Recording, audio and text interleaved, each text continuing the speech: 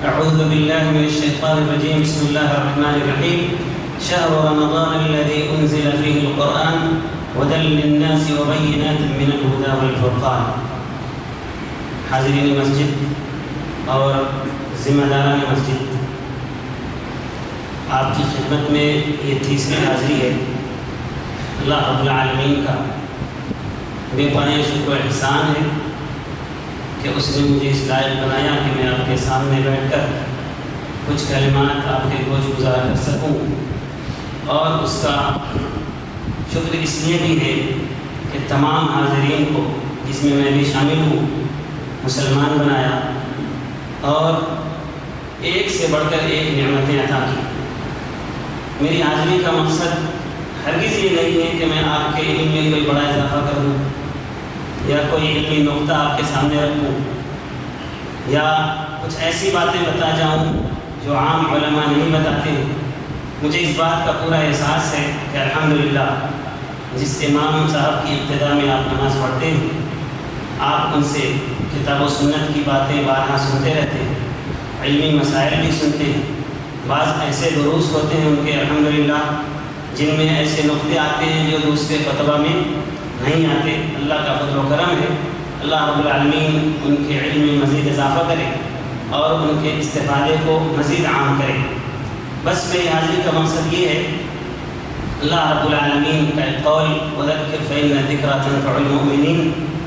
اللہ رب العالمین کا وعدہ ہے، اپنے نبی کو حکم بھی ہے کہ مومنوں کو نصیحت کیا کرتے رہو. یقیناً نصیحتیں مومنین کو فائدہ پہنچاتی ہیں. اسی وعدے کے تحت، اسی ارشاد ربانی کے تحت جمعیت اہل حدیث اڑپی نے یہ انتظام کیا ہے کہ مجھے آپ کے سامنے لا بٹھایا ہے. اللہ رب العالمین ہماری اس جمعیت کو بھی ترقی دے، اس سے خیر کے کام لے اور جو اس کا مشن ہے کتاب و سنت کی ترویج، اس کی تبلیغ، اس میں مزید اضافہ کرے. ذمہ داران کی حفاظت فرمائے، خود ہمارے علماء کرام کی بھی حفاظت فرمائے اور بالعموم سارے مسلمانوں کو ہر طرح کے شرور و فتن سے محفوظ رکھے. یہ چند تمیدی کلمات ہیں. اس کے بعد میں آپ تمام کو اس بات کی مبارکباد دیتا ہوں کہ آپ سب مسلمان ہیں اور آپ کا مسلمان ہونا بڑے نصیب کی بات ہے. اس سے کہیں بڑی نصیب کی بات یہ ہے کہ آپ کتاب و سنت کے چاہنے والے، اس کے ماننے والے اور کتاب و سنت پر جان لٹانے والے ہیں. انشاءاللہ میں جو بول رہا ہوں صحیح بول رہا ہوں یا میں صرف مزید میں ایسے آپ کی تعریف کرتا جا رہا ہوں کہ آپ کے دل میں بھی یہ جذبات ہیں؟ میں جو آپ کی تعریف کر رہا ہوں یہ صرف صدا و صحرا آواز باہر چلی جائے گی کھڑکیوں سے، یا آپ کے دل میں یہ جذبہ ہے؟ اگر نہیں تو انشاءاللہ پیدا کر لیں. میں بھی ابھی پھر سے تجدید کر لیتا ہوں کہ انشاءاللہ ہم مرتے دم تک کتاب و سنت کے پابند رہیں گے، اسی کے لیے مریں گے، اسی کے لیے جئیں گے انشاءاللہ العزیز. اللہ رب العالمین تمام مسلمان عالم کو کتاب و سنت کا پابند بنائے، ہر طرح کے شرکیات اور خرافات سے ان کی حفاظت فرمائے، اس دلچسپ سے نکالے. میں یہ کہہ رہا ہوں کہ آپ بڑے خوش نصیب ہیں کہ آپ مسلمان ہیں اور آپ کی سعادت، آپ کی خوش نصیبی دوبارہ ہو جاتی ہے، دگنی ہو جاتی ہے کہ آپ کتاب و سنت کے پابند ہیں. اور اس حالت میں کہ آپ کو رمضان مبارک نصیب ہوا ہے، ذرا اپنی آنکھیں کھولیں اور دماغ کی نگاہ سے بھی دیکھیں کہ ہماری آنکھوں کے سامنے ابھی فی الحال اور ماضی میں تاریخ کے پنوں میں کیسی کیسی بڑی شخصیات، کتنے بڑے بڑے ماہرین اپنے فن کے، اپنے مجال کے، اپنے میدان کے، کتنے بڑے بڑے سائنٹسٹ اس دنیا میں گزرے ہیں جنہوں نے انسانیت کی بھلائی، انسانیت کی ترقی میں پوری زندگی کھپا دی. اس میں کوئی شک نہیں کہ انہوں نے انتھک کوشش کی، جی جان سے اپنی کوشش کی. یہاں تک کہ جس مائک سے میں بول رہا ہوں اس کو بنانے والے نے بھی کتنا دماغ لگایا. جس پنکھے کے نیچے آپ بیٹھے ہیں، اس بجلی کی ایجاد کرنے والے نے، سب جانتے ہیں اسکول جانے والے، کتنی مرتبہ ایکسپیریمنٹ کیا ہے. اور جس سسٹم میں ہم بیٹھے ہیں اے سی وغیرہ میں، آج کی ٹیکنالوجی کے دور میں، ان تمام ترقیوں کے پیچھے بڑے بڑے لوگوں کی محنتیں، ان کی کوششیں، دن رات انتھک کوششیں ہیں. لیکن آپ کو معلوم ہے کہ ان میں سے اکثر لوگ اسلام سے محروم تھے، ایمان سے محروم تھے، ان کی خطا کچھ نہیں ہے، بس یہ ہے کہ اللہ رب العالمین کی وہ نوازشیں جو ہمیں اور آپ کو ملی ہیں، جو برکھا جو برسات رحمتوں کی ہم پہ برسی ہے ہدایت کی، اس سے وہ محروم رہے بیچارے۔ ان کا کیا قصور ہے؟ کتنی ہم سے زیادہ انہوں نے محنت کی، لہذا ہم اور آپ اس مبارکباد کے لائق ہیں کہ ہمیں بیٹھے بٹھائے سوئے لیٹے اسلام مل گیا، اور اللہ رب العالمین نے اسی حالت میں رمضان المبارک عطا کیا، اور ہم کئی رمضان المبارک دیکھ چکے ہیں۔ لہذا اس موقع کو، اس ماہ مبارک کو غنیمت جانیں، اور اس غنیمت جاننے کا سب سے بہتر طریقہ یہ ہے کہ اس کا احساس پیدا دل میں خیال لائیں کہ ہم کون ہیں، آخر ہم نے کون سی بڑی نیکی کر دی ہے، کون سی بڑی قربانی دے دی ہے، کون سا ہم نے خون بہا دیا ہے، یا ہمارے خاندان والوں نے کون سے بڑے اچھے اعمال کیے ہیں کہ بیٹھے بٹھائے اتنی آسانی سے اتنی بڑی نعمت ہمیں مل گئی ہے، جبکہ ہم سے زیادہ اخلاق والے، ہم سے زیادہ سچے، ہم سے زیادہ ڈسپلن کے پابند، ہم سے زیادہ محنتی لوگ ایمان سے اسلام سے محروم ہیں۔ نہ صرف یہ کہ ماضی میں بلکہ ابھی ہمارے آنکھوں کے سامنے کتنے بڑے بڑے لوگ اس دنیا میں موجود ہیں جو انسانیت کی فلاح و بہبود کا کام کرتے ہیں، لگے رہتے ہیں، لیکن اسلام سے محروم۔ اللہ رب العالمین انہیں بھی اسلام کی دولت سے نوازے، انہیں بھی ہدایت دے، اور ہمیں مزید اسلام پر مستحکم طریقے سے جمع رہنے کی توفیق عطا فرمائے۔ حاضرین گرامی، اور رمضان جو ہماری تربیت کے لیے آیا ہے، جو اللہ رب العالمین کی طرف سے ایک ورک شاپ ہے، جو الہی نظام کے تحت ایک تربیت کا سینٹر ہے، وہ رمضان کے جس کا معنی ہی جلا کر کے کنجن بنا دینا ہے، ایک معنی کئی سارے معنی ہیں۔ وہ رمضان جو رمض سے نکلا ہے، جس کے معنی سخت گرمی، شدت کی دھوپ، اور اس دھوپ میں جو جل جاتا ہے، گندگی غلاظت میل کچیل اڑ جاتی ہے گیس بن کر کے، اسی سے یہ رمضان ہے کہ ہمارے گناہوں کو جلا کر خاک کر دیتی ہے۔ اور لوہا جسے بھٹی میں جیسے تپایا جائے، لوہے کو کچھ بنانے سے پہلے، سونے سے کچھ بنانے سے پہلے، چاندی سے کچھ بنانے سے پہلے اس کو تپایا جاتا ہے، جلایا جاتا ہے، شعلہ دکھایا جاتا ہے، تاکہ اس کے ویسٹ مٹیریل، اس کے خراب مادے اس سے نکل جائیں، جو اصل بچ جائے، اس سے زیور بنے، کوئی ہتھیار بنے، کوئی کام کی چیز بنے۔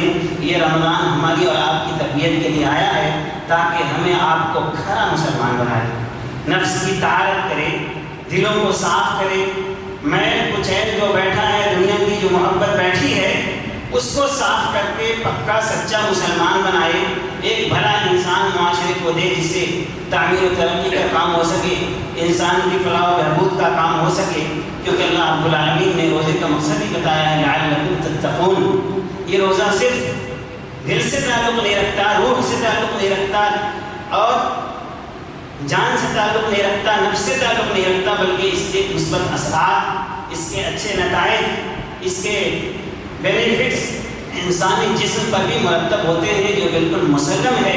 آج کی یہ پڑھی لکھی دنیا میں، تعلیم یافتہ دور میں، آج کی 21ویں صدی میں بڑے بڑے ڈاکٹرز اس بات کو مانتے ہیں، ریسرچ کر کے دنیا کے سامنے پیش کرتے ہیں کہ روزے کے اثرات انسانی جسم پر بھی مرتب ہوتے ہیں۔ اس روزے کے اثرات ہمارے خون پر، اس روزے کے اثرات ہمارے دل پر، جس دل کا تعلق تقویٰ سے ہے، لعلکم تتقون۔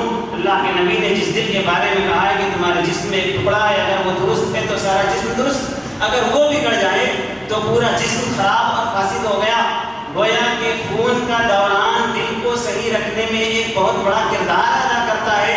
اس روزے کے اچھے نتائج، مثبت نتائج، اس کے اثرات دل پر مرتب ہوتے ہیں، خون پر مرتب ہوتے ہیں، انسانی ذہن پر مرتب ہوتے ہیں، انسان کے جسم کا جو سینٹر معدہ ہے، جسے ہم پیٹ کہتے ہیں، ڈائجیشن سسٹم ہے، جس سے پورے جسم کو صحیح رکھنے میں مدد ملتی ہے، اس پہ مرتب ہوتے ہیں۔ یہ رمضان اس لیے آیا ہے تاکہ دلوں کی بھی طہارت ہو، جسم کی بھی طہارت ہو۔ یہ رمضان ہمیں ایسے ہی ملا ہے، لہٰذا اس رمضان کو غنیمت سمجھیں، اس کی اہمیت کو سمجھیں، مقام و مرتبے کو سمجھیں، اور اللہ رب العالمین نے اس تعلق سے جو بھی ہدایات نازل کی ہیں، خواہ وہ قرآن کریم کی آیات ہوں یا نبی صلی اللہ علیہ وسلم کی احادیث ہوں، سب کو دماغ میں حاضر رکھیں، تبھی ہم اچھی طرح سے اس سے فائدہ اٹھا سکتے ہیں۔ میرے عزیزو، بس ہم 2 سے 3 دنوں کے بعد اس ماہ مبارک کے ان ایام میں قدم رکھیں گے، یا اس ماہ مبارک کے وہ ایام ہم پر سایہ فگن ہوں گے، اپنی رحمتوں میں ڈھانپ لیں گے، جو ایام کے اس پورے ماہ مبارک کا خلاصہ ہے، جو دن کہہ لیں کہ اس ماہ کا کریم ٹائم ہوگا، جسے ہم عشر اخیر کہتے ہیں۔ یوں تو پورا ماہ رمضان ہی برکت، رحمت، سعادت کا ذریعہ ہے، لیکن یہ اللہ رب العالمین کا نظام ہے، فضلنا بعضهم علی بعض، یہ رسولوں میں بھی ہے، یہ انسانوں میں بھی ہے، یہ اوقات میں بھی ہے، یہ مہینوں میں بھی ہے، اور یہ کچھ مناسبات میں بھی ہے کہ ایک کو ایک پر فضیلت حاصل ہوتی۔ لہذا خود ماہ رمضان میں 30 دنوں میں کچھ 10 دنوں کی کچھ حیثیت ایسی ہے کہ بقیہ پچھلے گزرے کے 20 دنوں سے اس کا مقام افضل ہو جاتا ہے، اس کا ثواب بڑھ جاتا ہے، اس میں گناہوں کی بخشش مزید ہو جاتی ہے، اللہ رب العالمین کی رحمت مزید برسنے لگتی ہے، اور اعلان عام ہوتا ہے معافی کا ان بندوں کے لیے، الذین جاہدوا فینا لنہدینہم سبلنا۔ اس بات کو بھی ذہن میں رکھنا ہے کہ ہدایت کے لیے کوشش بھی کرنی پڑتی ہے، نہ صرف یہ کہ بیٹھے بیٹھے ہدایت مل جاتی ہے۔ اللہ نے کہا الذین جاہدوا فینا، جو ہماری راہ میں جہاد کرتے ہیں، اسٹرگل کرتے ہیں، کوشش کرتے ہیں، اپنے آپ کو تھکاتے ہیں، لگاتے ہیں، کھپاتے ہیں، ان کو ہم ہدایت دیں۔ یوں تو ہدایت اللہ کی عام ہے، جو نصیب والے ہیں ان کو ایسے مل جائے، لیکن جب ہم نے اقرار کر دیا کہ ہمارا رب اللہ ہے، ہماری کتاب قرآن ہے، ہمارا قبلہ خانہ کعبہ ہے، ہمارے رسول محمد عربی ہے، ہمارا دستور قرآن ہے، تو ہم پہ ذمہ داریاں بھی دگنی ہو گئی، اوروں سے بڑھ کر ہمارے اوپر، ہمارے کندھے پہ ذمہ داریاں ڈال دی گئی۔ اس بات کا ہمیں احساس اچھی طرح سے ہونا چاہیے۔ تو کہنا یہ ہے کہ ہم عشر اخیر میں بس داخل ہی ہونے والے ہیں۔ ہمیں اور آپ کو اس بات کا ادراک، اس بات کا احساس اور اس بات کا شعور ہونا چاہیے، اور آپ کو ہوگا انشاءاللہ۔ میں آپ سے خیر کی امید رکھتا ہوں، آپ سے حسن ظن رکھتا ہوں کہ ضرور آپ کو ہوگا، اور اس تعلق سے آپ دروس بھی سنتے ہوں گے کہ عشر اخیر کا مقام کیا ہے، اس کی نوازشیں اللہ رب العالمین کی مغفرت کیا ہے، اس کا مقام و مرتبہ کیا ہے۔ پھر بھی یاد دہانی کے طور پہ چند باتوں کی طرف اشارہ کر دینا زیادہ مناسب سمجھ میں آتا ہے۔ اس عشر اخیر کے تعلق سے کیا کہنا ہے اللہ کے نبی صلی اللہ علیہ وسلم کے تعلق سے آتا ہے کہ یجتہد فی العشر الاواخر ما لا یجتہد فی غیرہ۔ خود پیارے نبی صلی اللہ علیہ وسلم کا معمول یہ تھا کہ اللہ کے نبی یوں تو سال بھر تہجد پڑھا کرتے، سال بھر قرآن کی تلاوت کیا کرتے، سال بھر صدقہ و خیرات کیا کرتے، لیکن ان 10 دنوں میں اللہ کے نبی کی محنت، اللہ کے نبی کی بھاگ دوڑ، اللہ کے نبی کا مجاہدہ، اللہ کے نبی کی کوشش اس قدر ہوتی جو دوسرے دنوں میں نہیں ہوتی۔ یجتہد فی العشر الاواخر ما لا یجتہد فی غیرہ۔ یہ اللہ کے نبی صلی اللہ علیہ وسلم کا اسوہ، نمونہ، آپ کا طریقہ، اور آپ کا ایک سمجھیے کہ آپ کی ہدایت کی عملی طور پہ مسلمان اس کو بھی فالو کریں۔ اس عشر اخیر کی فضیلت کیا پوچھنا ہے کہ لیلۃ القدر خیر من الف شہر۔ اسی تعلق سے اللہ رب العالمین نے فرمایا انا انزلناہ فی لیلۃ القدر۔ ایک تو قرآن عظیم المرتبہ، سارے آسمانی کتابوں کی سب سے افضل کتاب، بلکہ پوری دنیا کی ام الکتاب، سارے کتابوں کی ماں ہے، جو قرآن کے اپنی پاکیزگی اور اپنی تعلیمات اور اپنی برکتوں اور اپنے فضائل کے تعلق سے ساری کتابوں پر بھاری ہے۔ ذالک الکتاب لا ریب فیہ کتاب انزلناہ الیک مبارک، اور اس کے الگ الگ نام ہیں، کتنے سارے نام۔ خود اس قرآن کی عظمت اپنی جگہ پہ، اور اس قرآن کا کسی خاص مہینے میں نازل ہونا، پھر اس خاص مہینے میں کسی خاص عشرے میں نازل ہونا، پھر اس خاص عشرے میں کسی خاص رات میں نازل ہونا، اس کی اہمیت، اس کے مرتبہ، اس کے مقام کو دوبارہ کر دیتی ہے، بلکہ جتنے بالا کریں دو بالا ہی کریں، جتنا گناہ بڑھ دیں، جتنی ملٹیپلائی کر دیں آپ، اس کی کوئی حد نہیں ہے۔ یہ عشر اخیر کی برکتیں اور اس کا مقام، اس کا مرتبہ ہے کہ اللہ رب العالمین نے فرمایا انا انزلناہ فی لیلۃ القدر، ہم نے اس کتاب کو لیلۃ القدر میں نازل کیا۔ اور خود لیلۃ القدر کے تعلق سے ایک آیت کے بعد فرمایا لیلۃ القدر خیر من الف شہر۔ یہ لیلۃ القدر جو ہے 1000 مہینوں سے بہتر ہے۔ کیا مطلب 1000 مہینوں سے بہتر ہے؟ ابھی ہم نے 1 رکعت نماز پڑھی یا 2 رکعت نماز پڑھی ظہر کے بعد کی سنت مؤکدہ، اگر یہی سنت مؤکدہ اگر اس کا وقت ہو بشرطے کہ اس رات میں پڑھی جائے تو ان سال بھر کے ہزار مہینوں کے سنت موقدہ سے بہتر ہے۔ اگر اس رات میں ایک حرف کی تلاوت کی جائے، الف لام میم 3 حروف ہو گئے، تو 1000 مہینوں کی تلاوت سے بہتر۔ اس رات میں اگر ایک پائی صدقہ کیا جائے تو 1000 مہینوں کے صدقوں سے بہتر۔ اس رات میں اگر کسی غریب مسکین کی خیرخواہی کی جائے تو 1000 مہینوں کی خیرخواہی سے بہتر۔ اس رات میں ذکر و اذکار کیے جائیں تو 1000 مہینوں کے ذکر و اذکار سے بہتر۔ اس رات میں اگر کسی یتیم کے سر پہ ہاتھ پھیر دیا جائے 1000 مہینوں یتیم کے سر پہ ہاتھ پھیرنے سے بہتر۔ اسی پہ آپ قیاس کرتے چلے جائیں۔ لیلۃ القدر خیر من 1000 شہر۔ خلاصہ یہ کہ جو بھی نیکی ہے اس رات میں کی جائے گی بشرطے کہ وہ مشروع ہو، یعنی نبی صلی اللہ علیہ وسلم سے ثابت ہو، شریعت نے اجازت دی ہو، شریعت کے دائرے میں وہ نیکی ہو، اور نیکی ہوگی ہی جو شریعت کے دائرے میں ہوگی، ورنہ کوئی بدعت کرے تو اس کی تو کوئی گنتی ہی نہیں۔ بشرطے کہ نیکی ہو شریعت کے دائرے میں، اسلام کی شرط پر، تو وہ نیکی 1000 مہینوں سے خیر من 1000 شہر بہتر ہو۔ ضرور اس میں کوئی راز ہوگا، ضرور اللہ رب العالمین کی حکمت کی کتاب میں کچھ لکھا ہوگا کہ اس رات کی اتنی اہمیت، اتنی فضیلت، اتنی برکت، اتنے ثواب اور اجر کا وعدہ کیوں کیا گیا ہے۔ اسی رات میں سلام بھی ہے، یا یہ کہیں کہ پوری رات سلام ہے۔ سلام دلوں کی سلامتی، روح کی سلامتی، جسم کی سلامتی، ایمان و اسلام کی سلامتی، پوری دنیا کی سلامتی، معاشرے کی سلامتی، مسلم قوم کی سلامتی، اور پوری ہیومینٹی کہیں پوری انسانیت کی سلامتی اسی میں۔ سلام نہیں حتی مطلع الفجر۔ تو کئی سارے اسباب ہیں اس عشر اخیر کے فضائل کے۔ اللہ کے نبی صلی اللہ علیہ وسلم اس عشر اخیر میں اعتکاف کیا کرتے۔ امام زہری کہتے ہیں عجبا للمسلمین ترکوا الاعتکاف۔ امام زہری رحمۃ اللہ علیہ کہتے ہیں کہ مجھے مسلمانوں کی حالت ذات پہ بڑا تعجب ہے۔ آج کے مسلمانوں کو دیکھ کر، اپنے زمانے کے مسلمانوں کو دیکھ کے کہتے ہیں عجبا للمسلمین ترکوا الاعتکاف، یہ مسلمانوں کو کیا ہو گیا، انہوں نے اعتکاف کرنا چھوڑ دیا۔ مع ان النبی صلی اللہ علیہ وسلم ما ترکہ منذ قدم المدینہ حتی قبضہ اللہ، جبکہ اللہ کے نبی صلی اللہ علیہ وسلم کا عالم یہ تھا، آپ کی عادت مبارکہ یہ تھی کہ جب سے آپ نے ہجرت مدینہ کی ہے اس وقت سے لے کر مرتے دم تک کبھی آپ نے اعتکاف نہیں چھوڑا، یہاں تک کہ جس سال آپ کی وفات ہوئی آپ نے 20 دنوں کا اعتکاف فرمایا اللہ کے نبی صلی اللہ علیہ وسلم نے۔ اور خود اس عشر اخیر کے تعلق سے اما عائشہ روایت کرتی ہیں کان النبی صلی اللہ علیہ وسلم اذا دخل العشر، جب آخری عشرے میں داخل ہو جاتے، شد منزرہ، ازار کو ٹائٹ کر لیتے، باندھ لیتے، کمر کس لیتے، وَأَحْيَا لَيْلَةً، اس کی راتوں کو زندہ کرتے، جگا کرتے، بیدار کرتے، وَأَيْقَظَ أَهْلَهُ، گھر والوں کو جگا کے رکھتے۔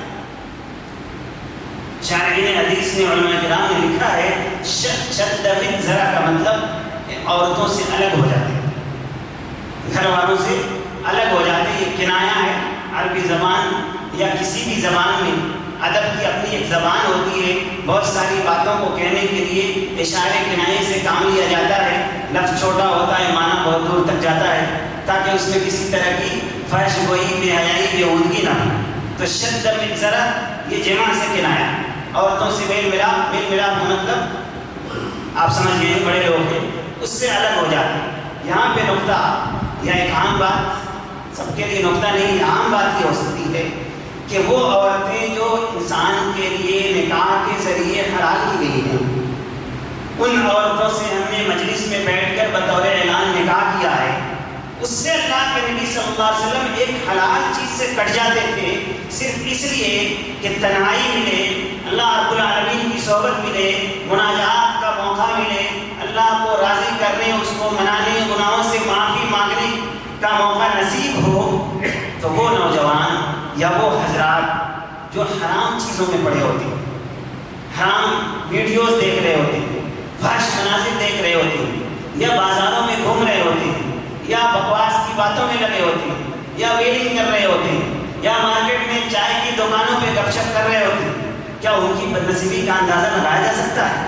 جو اللہ کے نبی صلی اللہ علیہ وسلم کہتے ہیں کہ مجھے دنیا میں 2 چیزیں محبوب ہیں، عورتیں اور خوشبو، اور عورتوں سے محبوب رکھنے کے کئی سارے معنی، میرا مطلب صرف وہی نہیں ہے، وقت نہیں کہ میں اس کو تفصیل سے بیان کروں۔